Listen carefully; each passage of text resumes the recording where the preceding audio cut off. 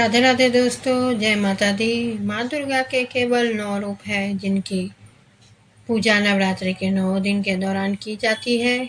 शैलपुत्री, ब्रह्मचारिणी, चंद्रघंटा, कुष्मांडा, स्कंद माता, कात्यायनी, कालरात्रि, महागौरी और सिद्धिदात्री।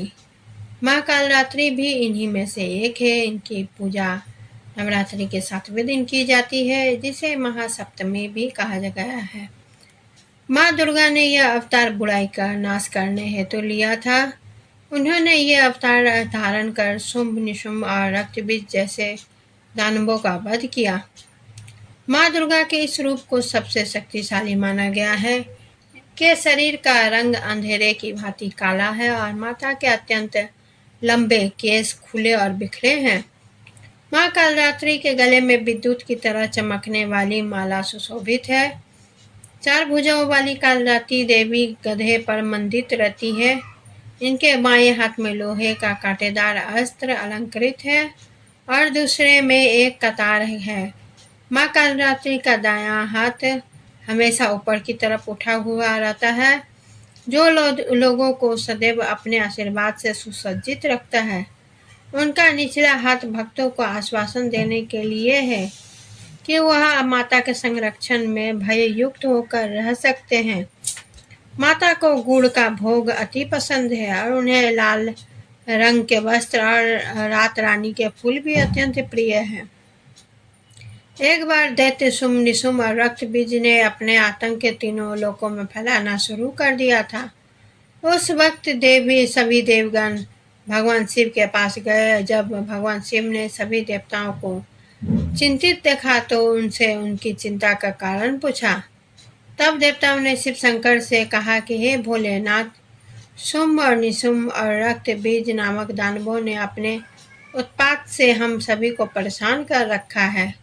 कृपा कर हमारी रक्षा करें, हमारी मदद करें।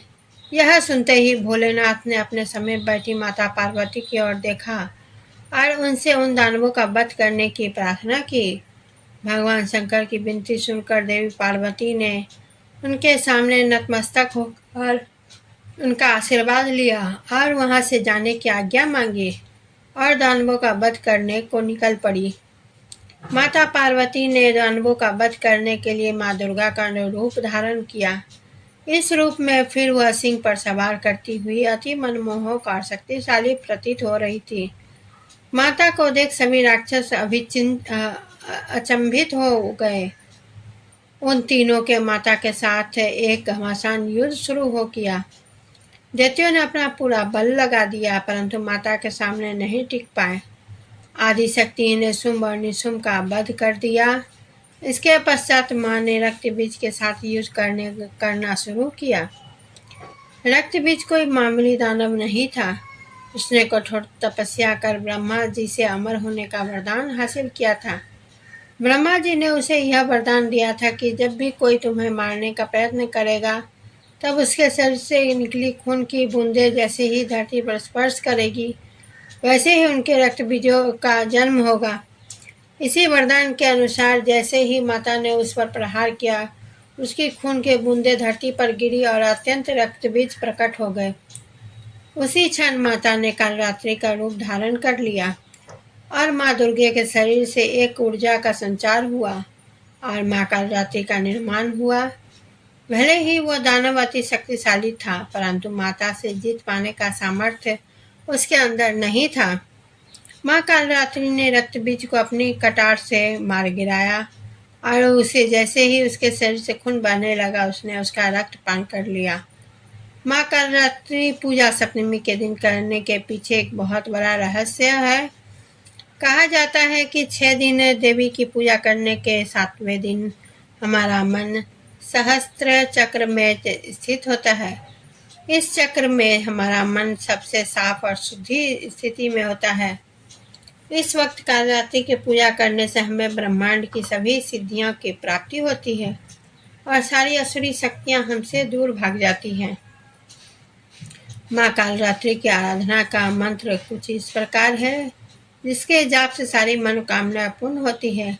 ओम देवी कालरात्रे नमः। अर्थात ओम के समान निर्विकार माँ कालरात्रि दुख रूपी अंधकार का नाश करने वाली है। दुष्टों और राक्षसों का अंत करने वाली माँ हम सबका कल्याण करे। देवी दुर्गा का ही कालरात्रि स्वरूप शुभ फल देता है, इसलिए इन्हें माँ शुभकारी भी कहा जाता है। माँ कालरात्रि के ब्रह्मांड के समान गोल नेत्र है। अपनी हर श्वास के साथ माँ की नासिका से अग्नि की ज्वाला निकलती है। अपने 4 हाथ से खड़ग लोहे का अस्त्र अभय मुद्रा और बड़ मुद्रा किए हुए माँ अपने वाहन गर्दभ पर सवार है। माँ दुर्गा का यह अति शक्तिशाली रूप हमें सिखाता है कि बुराई कितनी भी शक्तिशाली क्यों ना हो, परंतु उसे अच्छाई के आगे घुटने टेकने ही पड़ते हैं। जो इंसान सच्चे मन से माँ की पूजा करेगा, माँ किसी का ना किसी रूप में अवतरित होकर उनके जीवन के सभी बुराइयों का नाश कर देगी। तो दोस्तों, यह कालरात्रि का व्रत 7वें दिन की कथा थी। आप सभी को मेरा वीडियो कैसा लगता है कमेंट करके बताइए और मेरे वीडियो को लाइक शेयर कीजिएगा और चैनल को सब्सक्राइब ज़रूर कीजिएगा। इसी के साथ मैं विदा लेती हूँ। धन्यवाद।